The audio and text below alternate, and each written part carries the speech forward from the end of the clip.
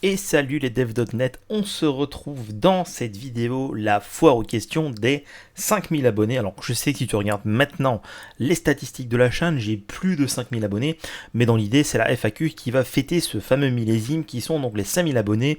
Donc déjà, avant tout, merci à vous tous qui sont abonnés à ma chaîne. 5000 c'est quand même un milestone assez important je trouve dans une chaîne YouTube. J'ai commencé tout petit puis petit à petit je suis monté, donc 5000 abonnés auprès de ma chaîne YouTube qui ne fait que du dev.net francophone. Merci à vous de vous être abonnés, cap maintenant sur les 10 000 abonnés et plus après, en espérant que la chaîne continue à grossir.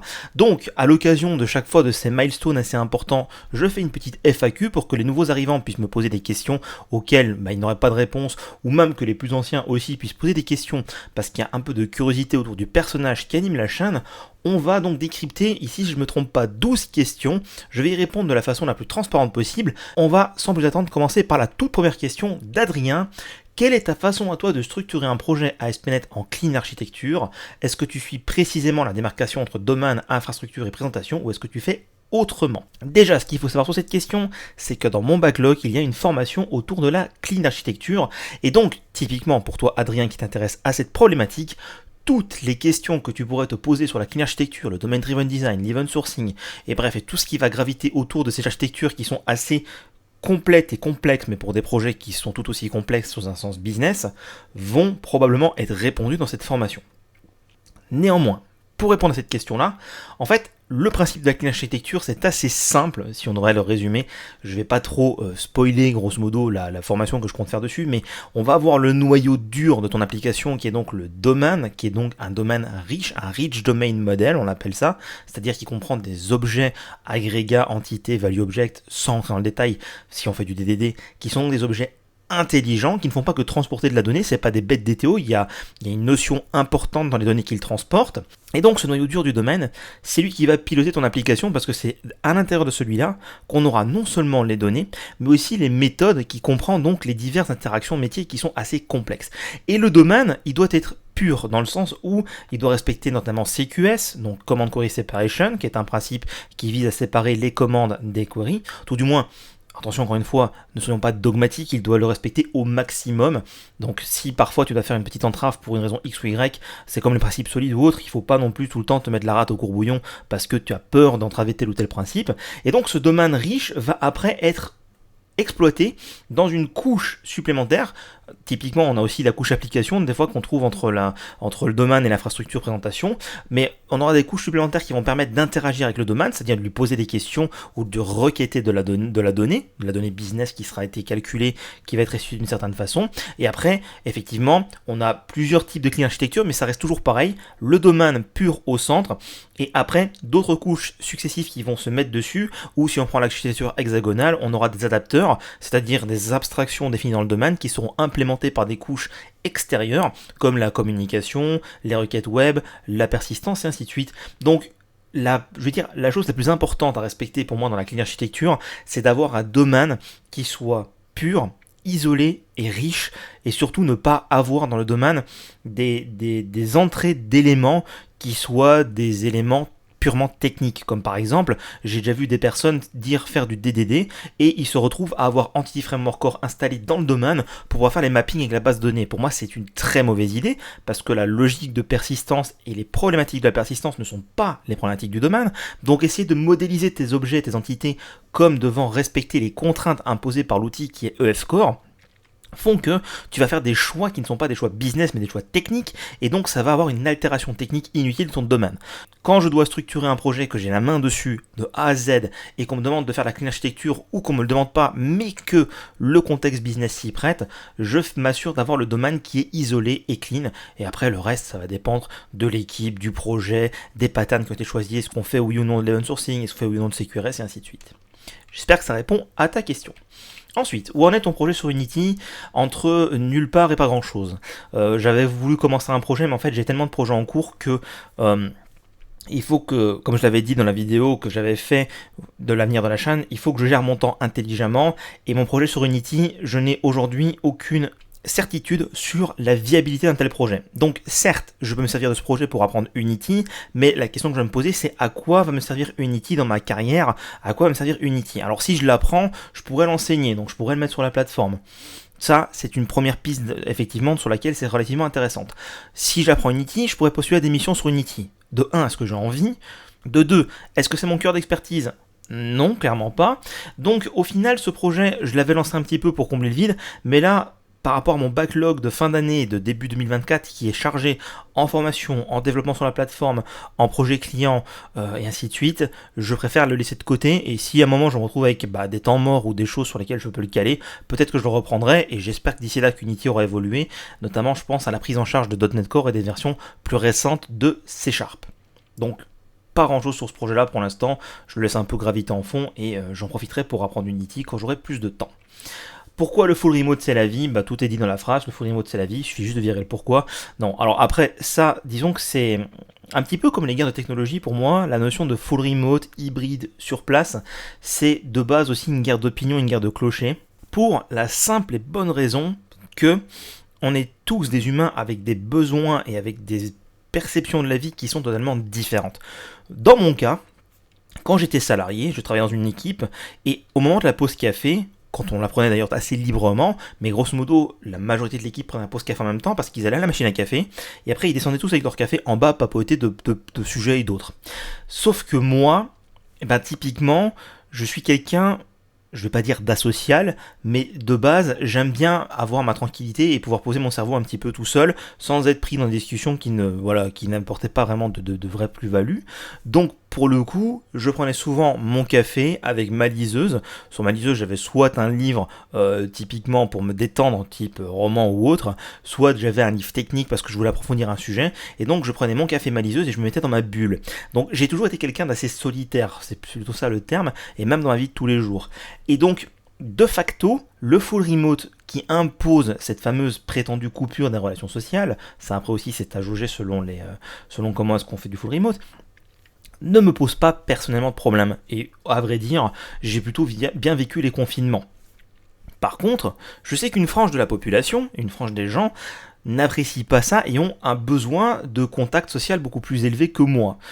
Déjà parce que leur situation familiale n'est pas la même. Bon, il faut dire aussi que j'ai de quoi m'occuper à la maison entre ma femme et mes 2 enfants. Donc forcément, si j'étais célibataire, peut-être que je n'aurais pas la même perception aux rapports sociaux et que ça nécessiterait que j'aille sur site ou des choses comme ça. Néanmoins, bien qu'on ait tous des besoins et des aspirations différentes, je pense que ce n'est pas une bonne stratégie pour une société de forcer l'un ou l'autre mode de fonctionnement. Par exemple, ce ne serait pas une bonne stratégie pour une société de forcer le 100% remote, comme c'est pas une bonne stratégie de forcer le 100% présentiel. Pourquoi ? Parce qu'encore une fois, on va passer à côté de certains profils de personnes qui ont besoin ou pas de relations sociales, qui se sentent confortables ou pas de bosser de chez elles, parce que pareil, pour bosser de chez soi, il faut avoir des bonnes conditions, il faut avoir du matériel, il faut avoir une pièce dédiée, il faut avoir éventuellement, si tu es dans un pays chaud, il faut avoir la clim, si c'est dans un pays froid, il faut avoir le chauffage. Donc ça, c'est tout un ensemble de choses qui font que tout n'est pas adapté parfaitement pareil à tout le monde. Et ce que je pense, c'est qu'il faut une flexibilité, que chacun puisse trouver sa façon de faire, et que quand on installe ce genre de choses, il faut permettre aussi aux gens de vivre les choses comme ils veulent les vivre. C'est pas la peine d'imposer à tout le monde de venir sur site ou de l'imposer de faire de l'hybride, surtout s'il n'y a pas de plus-value et que quand on fait de l'hybride, c'est pour aller 2 jours sur site, pour aller faire des réunions à tire-larigot qui ne rapportent aucune plus-value et donc on perd du temps. Et inversement, il faut pas non plus dire à tout le monde, ok, on ferme les bureaux et plus personne ne vient, alors que certaines personnes vont même toujours avoir des contacts sociaux. Donc, c'est la vie pour ceux qui ont cette fibre, on va dire, cette fibre sociale, on va dire ça comme ça. Mais vaste question, et à mon avis, on n'a pas fini d'en parler dans les années qui viennent. Alors, quels sont les avantages, ce qui est bien c'est que c'est déjà au pluriel, d'utiliser Blazor par rapport à des frameworks front classiques et bien installés comme React, Next.js, Angular, voire même Vue.js ?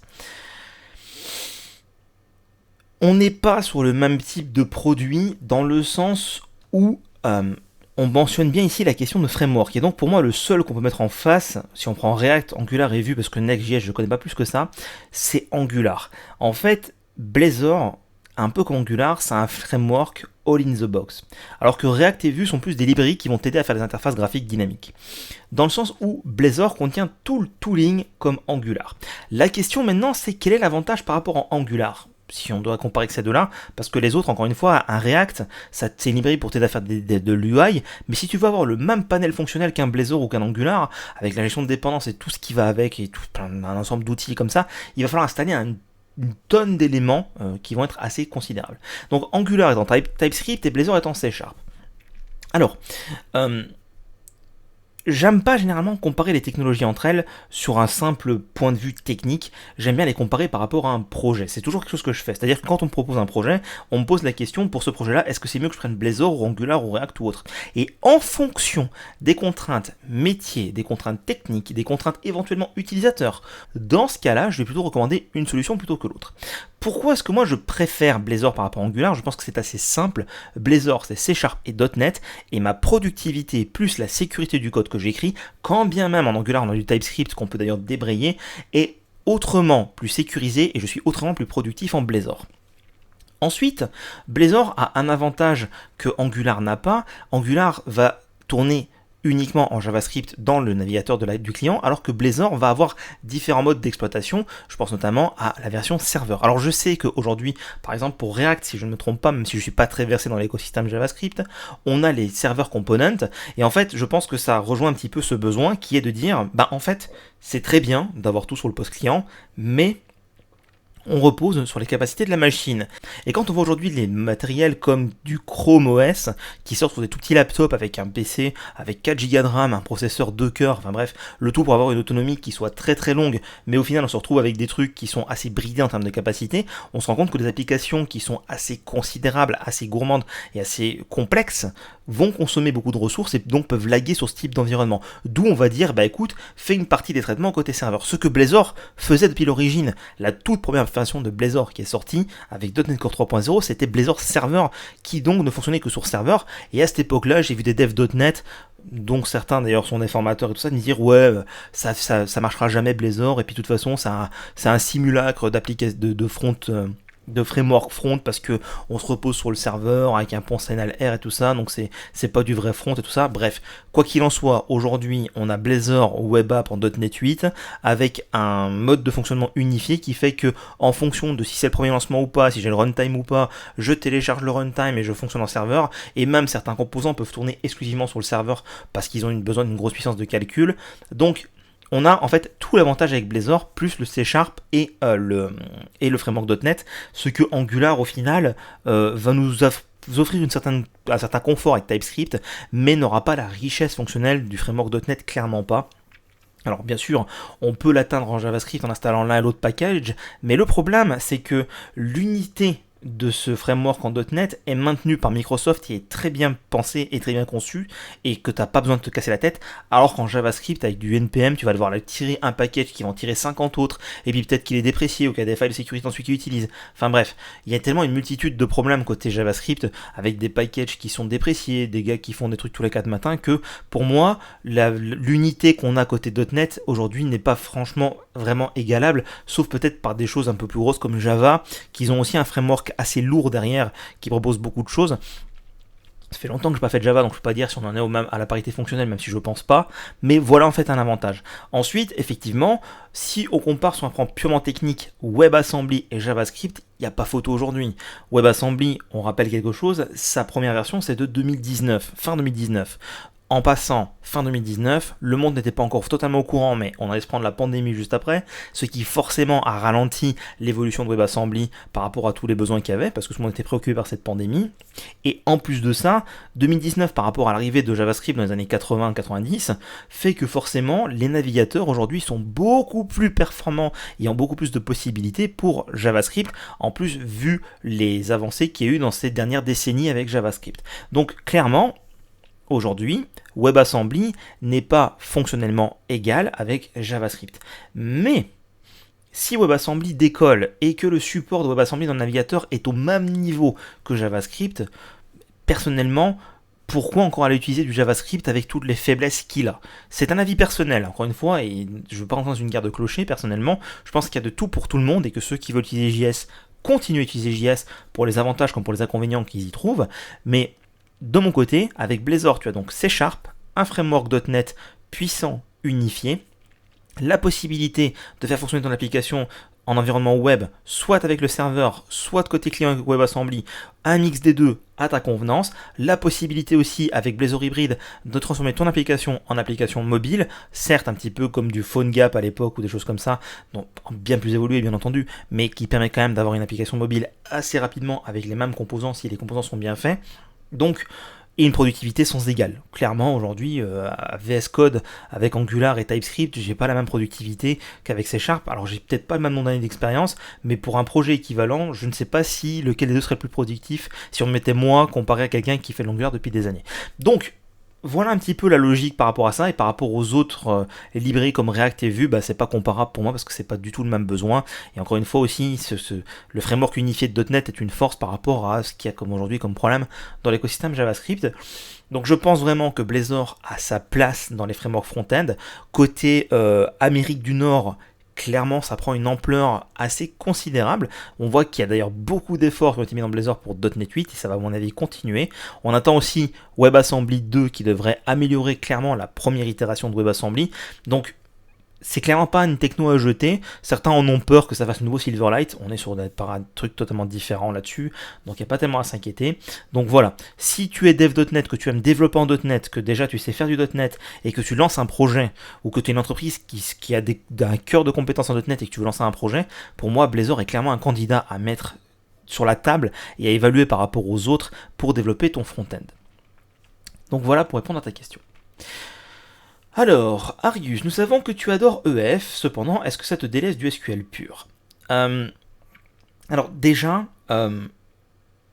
c'est pas que j'adore EF, c'est que c'est aujourd'hui l'ORM le plus complet qui existe en .NET pour faire tout ce dont j'ai besoin de faire, à savoir le requêtage, avec tout ce qui va avec, que ce soit de la lecture ou de la mise à jour, la gestion des migrations, pour changer la version de la base de données automatiquement, et ne pas me prendre la tête avec ah tiens c'est la requête SQL, elle est en syntaxe SQL Server, mais finalement je passe en MySQL ou autre. Donc au final j'utilise EF par pure praticité parce que c'est le plus complet, alors que si on regarde juste les benchmarks, Dapper va beaucoup plus vite, mais fait autrement moins de choses, alors que là avec EF j'ai une toolbox complète pour tout ce dont j'ai besoin. Ensuite pour ce qui est du SQL pur, dans mes projets, par exemple sur la plateforme, aujourd'hui, je n'en ai pas besoin. Pourquoi? Parce que le SQL que génère EF, bien que faillible des fois dans des requêtes très complètes, est largement suffisant pour mes besoins. Je n'ai pas de problème de performance qui fait que j'ai besoin de passer sur du SQL pur. Si j'ai demain un gros afflux de personnes qui s'inscrivent à la plateforme, qui créent donc des pics de charge, et que je me rends compte que c'est les requêtes que EF génère qui sont pas optimales, dans ce cas-là, peut-être que je mettrai déjà en place du CQRS pour séparer l'écriture, que EF peut continuer à faire parce que je n'ai pas forcément de délai pour l'écriture, mais pour la lecture, peut-être que je passerai sur Dapper et SQL pur. Au final, je suis pas du tout passionné par SQL plus que ça, et ce qui fait qu'aujourd'hui je me repose sur EF pour ne pas me prendre la tête à ce niveau-là. J'ai pas besoin de procédures stockées et d'aller très loin dans la partie SQL. Néanmoins, si le besoin s'en fait sentir, dans ce cas-là, je me remettrai à faire du SQL pour des besoins très spécifiques en fonction des besoins, en fonction de ce qui a été vraiment établi et géré, non pas juste pour me faire plaisir.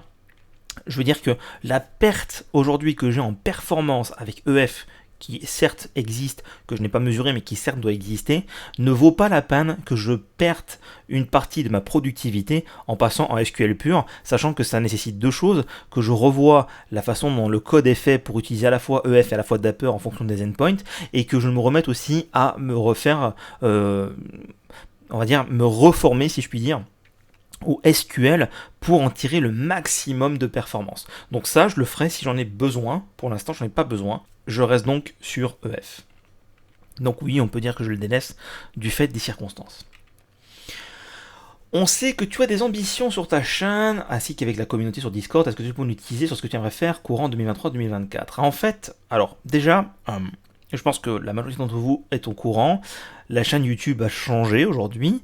Le but de ma chaîne YouTube maintenant va être de faire des vidéos qui sont plus accessibles, plus grand public, bien qu'elles traitent toujours autour des sujets de .NET et que des sujets, pour certains, vont même pouvoir paraître être avancés. Par exemple, si je fais un sujet sur les fondamentaux de la gestion de la mémoire en .NET, je vous tease un petit peu parce que c'est une vidéo qui risque d'arriver un jour, Pour les devs lambda ou ceux qui découvrent .NET, ça va pas leur parler, et pour les débutants, ça risque d'être un petit peu un niveau technique peut-être un peu trop élevé. Mais je vais quand même rester sur les fondamentaux, je vais pas aller super loin, et les devs qui sont donc expérimentés vont peut-être avoir là des redites ou trouver des choses qui sont pas très intéressantes pour eux. Donc au niveau de la chaîne YouTube, il n'y a rien de neuf par rapport à ce que j'ai déjà dit dans l'avenir de la chaîne.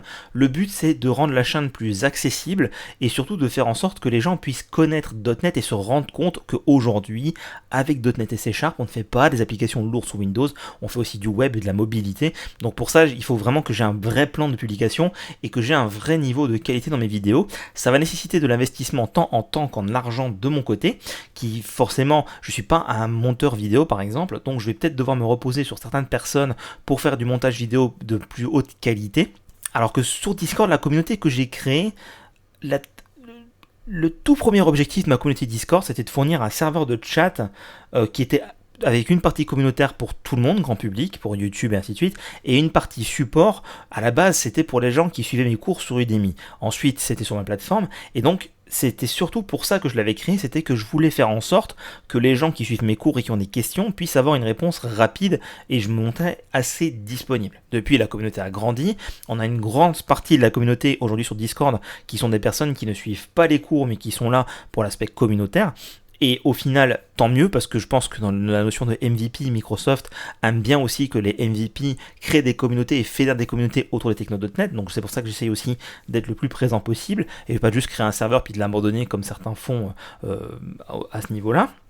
Donc au niveau de la communauté Discord, j'ai pas prévu grand chose, disons qu'en fait c'est un peu au fil de l'eau. Au niveau de la chaîne YouTube, voilà ce qui va arriver. Après il y a d'autres choses qui vont arriver courant 2023-2024 avec les formations et la plateforme. Donc ça c'est des gros dossiers. Pour l'instant j'aime pas trop teaser les gros dossiers parce que ça prend beaucoup de temps. Si je commence à créer aussi de l'impatience autour de certaines choses et qu'il va me falloir 6 mois pour délivrer, bah c'est un petit peu dommage. Ou si au final je me rends compte que techniquement je peux pas arriver à ce niveau-là, bah j'aurais teasé des trucs pour rien. Donc je vais rester assez tranquille sur les autres aspects que YouTube et Discord. Donc Discord, rien de prévu, ça va continuer à suivre son cours dans la bonne entente et qu'on a là avec un support pour les gens qui sont abonnés au cours. Et sur la chaîne YouTube, on va vraiment se recentrer sur des vidéos qui seraient plus qualitatives, plus accessibles, sur des sujets qui seraient plus grand public. Le but en fait va être de faire en sorte que les techno.NET puissent être connus par des personnes, des développeurs, voire même des personnes qui s'intéressent au niveau de développeurs. Et donc pour ça, il y aura des vidéos sur les fondamentaux de pas mal de choses. Il y aura des vidéos sur peut-être pas vraiment des comparatifs, mais comment passer à C# ou comment apprendre C# si telle ou telle condition. Et je vais également rajouter quelque chose qui plaît beaucoup à ce genre d'audience, c'est donner un petit peu le côté envers du miroir. Aujourd'hui je suis MVP, freelance, auteur, qu'est-ce que ça implique pour chacun de ces points là, avec des vidéos à part à chaque fois, d'être auteur sur des bouquins en .NET, d'être MVP au niveau de ça, qu'est-ce que ça implique d'être développeur freelance et ainsi de suite, pour faire en sorte que les gens qui cherchent des informations peut-être plus généralistes autour du développement puissent tomber sur quelqu'un qui ne fait pas du JavaScript, parce qu'aujourd'hui quand on cherche des infos généralistes, par exemple tu prends Benjamin Code, je sais que tu l'aimes beaucoup d'ailleurs Arius, tu te rends compte que il attire les gens avec de l'HTML, du CSS et du JavaScript, et parce qu'il est anti-bootstrap, parce que c'est des savoirs et des connaissances de base que les gens cherchent et tombent donc sur lui. Donc si je peux arriver à capter une partie de cette audience où les gens cherchent des trucs tellement basiques mais au final se rendent compte qu'ils peuvent apprendre .NET et que c'est pas que pour Windows ainsi de suite, et que donc ça permet de faire grossir et la communauté et les développeurs .NET et donc d'avoir tout un cercle vertueux, dans ce cas là il faut que j'investisse là-dessus. Encore une fois c'est un essai, je suis donc un entrepreneur, un freelance, et donc depuis 2019, j'ai fait beaucoup d'erreurs, j'ai lancé beaucoup de projets qui n'ont jamais vu le jour, j'ai tenté beaucoup de choses que j'ai dû revenir en arrière parce que je perdais de l'argent ou parce que ça a foiré. Donc je n'ai pas de boule de cristal, je ne sais pas si ça va marcher, je vais tenter de faire ça pendant un moment et si ça marche pas, j'aviserai et je verrai ce que je fais de la chaîne YouTube. Je peux pas te teaser parce que j'ai pas une feuille de route claire sur ce que je vais faire. Je vais voir au fur et à mesure des réactions sur la partie YouTube. Donc à suivre. En tout cas, ce qui est sûr, c'est que là, jusqu'à la fin de l'année, jusqu'à décembre, on devrait voir sur la chaîne des vidéos qui traitent donc des sujets grand public, donc comme ces FAQ, comme des shorts aussi, pas mal de shorts, parce que ça attire beaucoup l'audience qui, à force de scroller, peuvent tomber sur ces vidéos-là et donc découvrir la chaîne aussi. On va voir aussi la fin de la série sur les design patterns et des vidéos plus générales, comme j'en ai déjà fait, comme comment fonctionne .NET, les différentes technologies .NET, ainsi de suite. Avec toutes ces années d'expérience de .NET, est-ce que les versions .NET, donc 6, 7 et surtout la 8, sont des bons millésimes? C'est assez évident que la réponse est dans la question, qui sont des bons millésimes, qu'on avance tout le temps vers des choses qui sont de plus en plus assez impressionnantes et excitantes. On voit, surtout avec .NET 8, qui est donc d'ailleurs, je le rappelle, une LTS, ça veut dire qu'elle va être supportée pendant 3 ans, on voit qu'il y a une unification des technos, on voit que MAUI, qui a été lancé en 6.5, si je puis dire ça comme ça, avec ses erreurs de jeunesse en 7, arrive à une certaine maturité technique en 8. Blazor, lancé en .NET Core 3, arrive aussi à une maturité en 8 avec Blazor Web App, et puis après on a Blazor Hybrid. On a également ASP.NET, quand on regarde un petit peu ASP.NET, ce qui bouge sur ASP.NET, on voit que ça bouge plus. Pourquoi? Parce qu'on est arrivé sur un niveau de maturité et de stabilité qui fait qu'aujourd'hui, on n'a plus besoin d'ajouter de nouvelles fonctionnalités à ASP.NET, il est feature complete, et les seules choses qu'on fait, c'est des améliorations de performance. De plus, avec l'AOT, dont les prémices arrivent en .NET 8, qui vont faire qu'on va générer du code natif, font qu'on va aller pouvoir aller titiller un petit peu les performances natives de certains langages un peu plus bas niveau, comme du Rust et tout ça. Donc oui, on arrive sur des bonnes choses. Après, tout ne dépend pas que de .NET. Si je reprends ce que je disais avant, la partie WebAssembly dépend toujours aussi du standard 2.0 qui devrait arriver bientôt, dans les années qui viennent, tout du moins. Donc ça dépend pas que de l'équipe .NET. Je suis quand même curieux de voir comment tout va évoluer, comment tout va bouger, parce que franchement, arrivé à .NET 6 et .NET 7, on pensait qu'on avait une certaine stabilité et qu'au final, on se demandait mais qu'est-ce qu'ils vont pouvoir rajouter de plus dans le framework, de faire de plus comme question de performance, et on voit qu'avec la 8, ils repoussent encore les limites. Donc j'attends de voir la 9, la 10, la 11, la 12, la 13, ainsi de suite. Pareil pour le langage C#, j'attends vraiment de voir ça, mais ce que je sais, c'est que si je compare aujourd'hui, là, je développe en .NET 7 parce que j'en ai besoin pour la partie Azure, j'ai pas le choix, je peux pas encore être sur la 8. Si je compare aujourd'hui ma productivité et le code que j'écris en .NET 7 et la performance que j'écris par rapport à tout au début quand j'ai commencé, que j'étais en .NET Framework 3.5, ça n'a rien à voir. Enfin, là, par exemple, je bosse pour un client avec un projet en .NET 4.8, donc c'est une des versions les plus récentes de .NET Framework. Et ben, je peux te dire qu'il me manque beaucoup de choses en .NET 4.8 que j'ai aujourd'hui en .NET 7, tant en termes de performance qu'en termes de syntaxe. Donc clairement, ouais. Et je sais qu'ils vont migrer en .NET 6, 7 ou 8 à la fin de l'année. J'attends ça avec impatience. Il y a tellement de choses qui ont changé. Visual Studio s'est tellement amélioré. Le système de CS Proj est tellement mieux. La syntaxe de C# est tellement plus concise pour beaucoup de trucs que j'ai adoptés. Enfin, je veux dire, là, je suis passé de C# 11 à C# 7.3. Ça fait un choc pour pas mal de choses. Donc voilà, clairement c'est des bons millésimes. Enfin moi en tout cas j'apprécie énormément. Je trouve que ce qu'ils font est assez intéressant. Et d'ailleurs, j'en profite pour placer ici le fait que jusqu'à présent, C# a toujours évolué en prenant en compte ce qu'il y avait avant, de telle sorte en fait qu'il n'y avait pas de breaking change dans le langage, mais l'ingénieur principal de C# a dit que peut-être qu'à partir de C# 12, 13, ou tout du moins dans ces versions-là, ils vont commencer à émettre des warnings sur certains éléments qui pourraient casser. Je prends un exemple très simple. En C# 12 était annoncé, c'est pas encore le cas, ça devrait peut-être arriver avec .NET 8, du moins j'espère, le mot-clé field pour une propriété qui fait référence au champ qui est généré par le compilateur. Mais en fait, les ingénieurs ont un problème majeur avec ça, c'est qu'en est-il si dans la classe, il y a déjà un élément qui est déclaré comme s'appelant field. Alors, par exemple, j'ai un champ, un private int qui s'appelle field. Et bien en fait, vu que ils veulent en faire un mot-clé réservé utilisable dans le cadre d'une propriété, si le champ s'appelle déjà field dans la classe, on va avoir un problème. Et donc en fait, ce genre de choses fait que le langage C# ne peut pas évoluer comme le voudraient les ingénieurs du langage. Et donc ce qu'ils vont commencer à faire, c'est peut-être mettre en place un système de warning qui va dire, écoute, là on a la version 12, moi j'ai sorti le mot-clé field, mais là je ne peux pas l'utiliser parce que tu as déjà un membre dans ta classe, un champ qui s'appelle field, donc tu peux pas utiliser cette feature. Donc là pour l'instant c'est un warning. Par contre dans C# 13, dans C# 14 ou autre, ça va devenir une erreur de compilation et tu vas devoir changer ton champ. Donc s'il te plaît, renomme-le. Et donc en fait, pour moi, on va dans le bon sens, dans le sens où trop de fois, et il l'a expliqué plusieurs fois pour plein de détails différents dans une conférence, trop de fois ils ont été bloqués, ils n'ont pas pu développer les features qu'ils voulaient faire parce qu'il fallait qu'ils prennent en compte le passé, ce qui existait déjà. C'est pareil pour le mot-clé value avec les properties, et c'est pareil pour le mot-clé record, et ainsi de suite. Enfin, il y a pas mal de choses qui fait qu'ils ne pouvaient pas avancer aussi vite et aussi bien qu'ils le voulaient. Donc je pense que ça c'est une bonne décision de commencer à avertir les gens que le langage évolue et que ce qu'ils ont fait avant n'est du coup plus forcément très compatible, qu'il faut un petit peu changer. Donc .NET 8, on est encore sur le même fonctionnement qu'avant, c'est-à-dire que C# 12 va être une version soft qui va rien apporter de cassant, à moins qu'ils aient peut-être commencé à mettre ça à suivre. On va voir quand on aura la version finale. Et à partir de .NET 9, C# 13 ou .NET 10, C# 14, peut-être que là on va voir certaines choses. Donc je pense qu'en fait on peut encore avoir de bons crus. Et à titre perso, que ce soit la 6, la 7 ou la 8, j'ai pas encore été déçu par un millésime de .NET en me disant ah oui bon dans celle-là bon il y a rien d'exceptionnel. Que je sois en 6 ou en 7, ça change rien. Bah, en fait, si, clairement, la performance, les nouvelles API, par exemple, la stabilité, la richesse fonctionnelle de MAUI entre 6 et 7 n'a rien à voir, et entre 7 et 8 non plus d'ailleurs. Donc voilà, c'est tout le temps une amélioration continue, et à chaque fois qu'il y a une nouvelle version, j'ai qu'une hâte, c'est de passer sur la suivante. Pour moi, c'est un signe qu'à mon niveau, c'est un bon millésime, parce que je vois des vrais changements, des vraies choses intéressantes à les récupérer. Si ce n'était pas des bons millésimes, je me dirais, bon, bah, là, .NET 8 va sortir, mais bon, il n'y a rien de nouveau, donc je reste en .NET 7, ou alors je passe en .NET 8, c'est une LTS, mais je passerai pas en .NET 9, tu vois un petit peu la logique.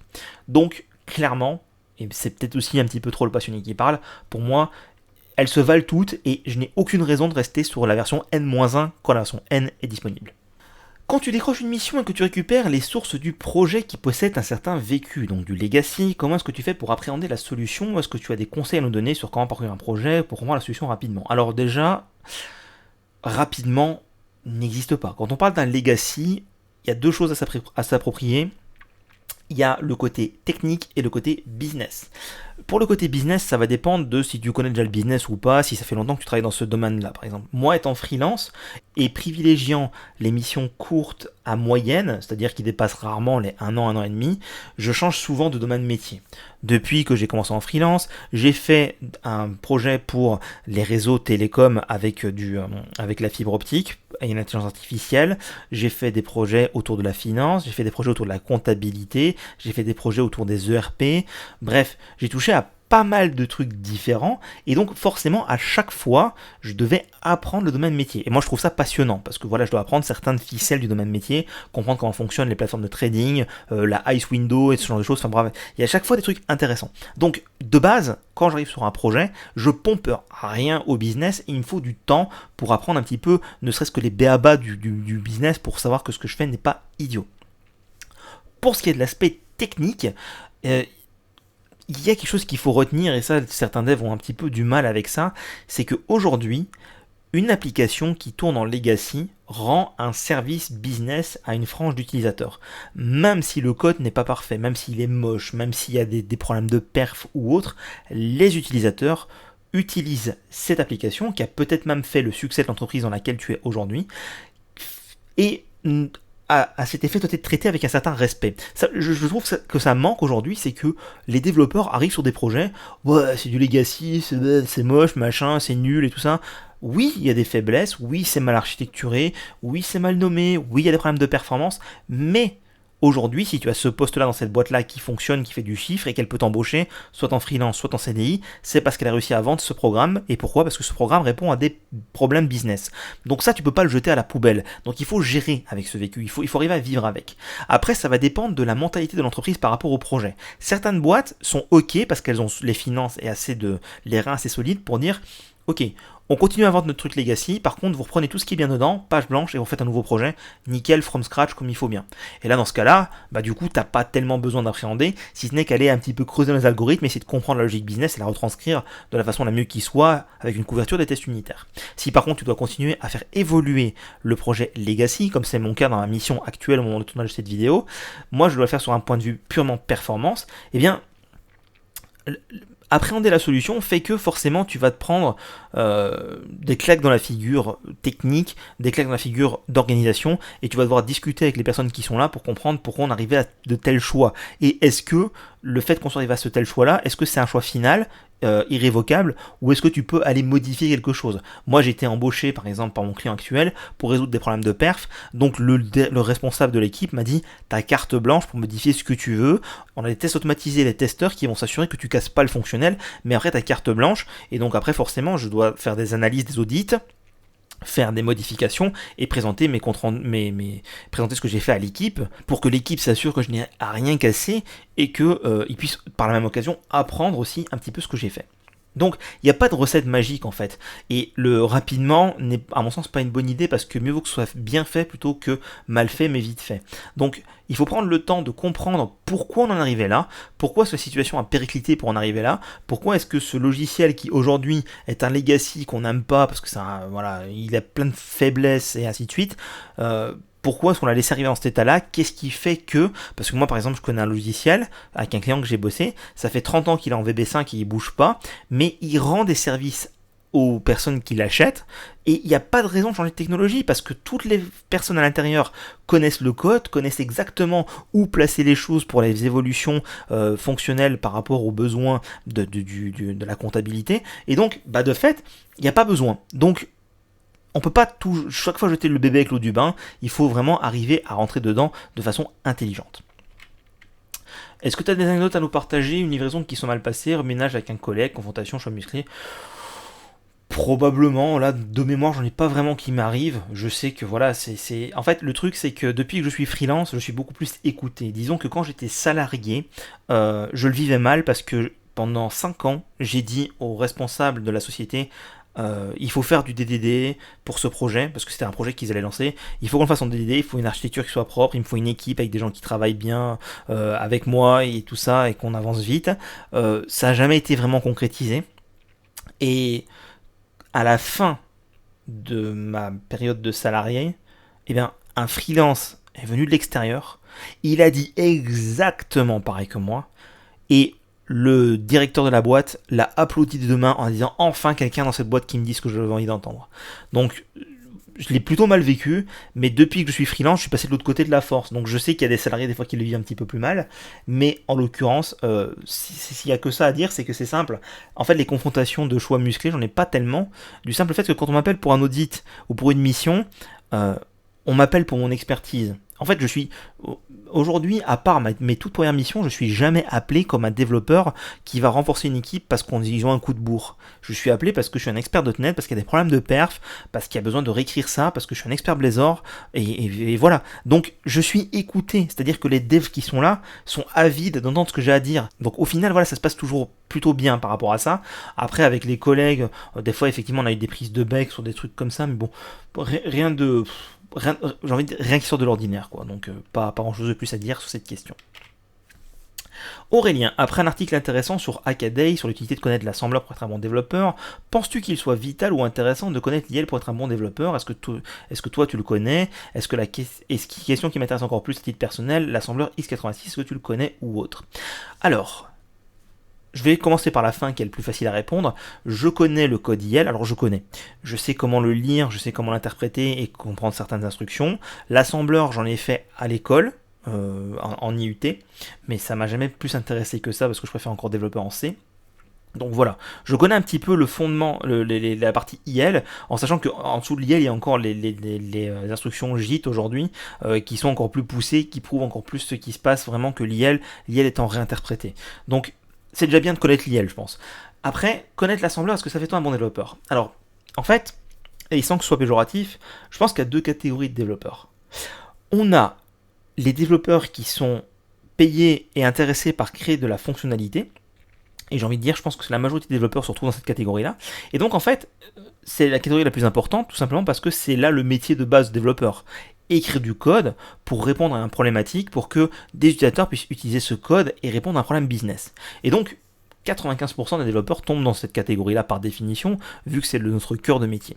Mais après, on va avoir une autre catégorie de développeurs, les 5% restants, qui sont capables, bien entendu, eux aussi d'écrire du code, mais qui vont, quand ils vont écrire du code, ne vont pas se poser la question, ok, je sais que là j'ai besoin d'afficher la liste des personnes, donc je vais faire une liste de personnes. Ils vont se poser la question un peu plus loin en disant, quel est l'impact de ce que je vais faire sur les performances de mon application? Est-ce que ça va consommer plus de bande passante de réseau, plus de CPU, plus de mémoire? Est-ce que je peux pas écrire ça autrement? Et ils vont aussi mettre ça par rapport à leur équipe. Ok, aujourd'hui je suis qu'avec des développeurs seniors, donc je peux me permettre d'avoir des syntaxes qui sont plus complexes ou de faire des choses qui sont plus complexes en termes techniques. Ou alors attention, moi je travaille beaucoup avec des apprentis qui donc ne connaissent pas plus ça que le C#, donc il faut que je leur laisse à leur niveau des trucs qui soient très compréhensibles. Et donc ces 5% restants, alors c'est des chiffres totalement arbitraires, hein, on est d'accord, vont aller aller creuser le fin fond de la chose et donc typiquement vont aller s'intéresser à des choses qui soient comme IL. Donc en fait ce qui m'ennuie c'est pour être un bon développeur. Non, parce qu'aujourd'hui les efforts qu'ont fait Microsoft sur le framework .NET en lui-même font que on a d'un niveau de performance assez élevé en écrivant du code normal. Alors c'est sûr que si on écrit du code de cochon, on aura des niveaux de performance de cochon. Mais si quelqu'un écrit du code normal, de la façon la plus classique qui soit, et d'ailleurs c'est les objets les plus classiques qui sont souvent les plus optimisés, comme les strings et ainsi de suite, fait que les optimisations qu'on a sur le framework sont là pour faire en sorte que ce code-là, il n'a pas besoin de se poser la question. D'ailleurs, par exemple, pour rebondir sur un autre point, est-ce qu'il serait intéressant de connaître le comportement et les algorithmes du GC pour être un bon développeur? Je pense que non, parce que pour faire un bon développeur, quelqu'un qui fait de la fonctionnalité, il n'a pas besoin de savoir comment la mémoire est gérée. Par contre, pour qu'un développeur puisse faire l'algorithme qui répond aux problèmes business de la façon la plus efficace qui soit, en termes de consommation de mémoire, oui, il faut connaître comment le GC fonctionne. Donc, il y a une frange de la population qui peut effectivement s'intéresser aux mécanismes sous-jacents de comment fonctionne .NET dans ses arcanes, en profondeur, qui fait que dans ce cas-là, effectivement, ils vont passer dans l'autre catégorie parce qu'ils seront capables de faire de la feature, mais de façon la plus poussée possible, si je puis dire ça comme ça. Je pense pas que ce soit vital aujourd'hui, surtout en .NET 8 par exemple, de connaître tout ça pour être bon.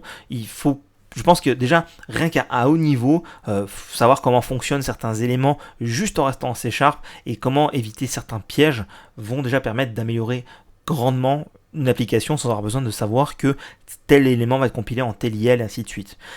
Moi je trouve ça très intéressant, mais je ne suis pas une généralité et je pense pas que ce soit nécessaire d'aller descendre jusqu'à ce niveau-là pour comprendre ce qu'il en est, surtout qu'on a des évolutions aussi matérielles qui font qu'on gère aujourd'hui beaucoup plus de choses.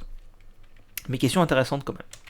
Ensuite, investir son temps dans C# est une bonne idée dans le monde du travail. Je suis junior, très junior. Bon, ça c'est très relatif par rapport à où est-ce qu'on se trouve dans le monde, même en France si jamais la question est posée depuis la France. Quelles sont mes ambitions en fait. C'est pareil pour n'importe quelle technologie. Est-ce que je me vois faire ma carrière et passer mon temps à écrire tel langage ou telle technologie, ou est-ce que je suis prêt à changer, et est-ce que c'est le bon plan? Parce que si je regarde un petit peu le marché autour de moi, lesquels sont prêts à embaucher des développeurs dans telle technologie? Donc pour un junior qui n'a aucune expérience et qui veut se lancer au début, pourquoi ne pas multiplier les différentes technologies pour essayer de décrocher son premier boulot et après continuer son travail avec l'expérience dans cette techno-là? Et je pense que clairement, vu les classements aujourd'hui de l'utilisation de C# dans le monde et de sa montée en popularité, il peut clairement être un concurrent avec JavaScript entre autres ou Python pour avoir du coup une bonne employabilité sur le marché du travail.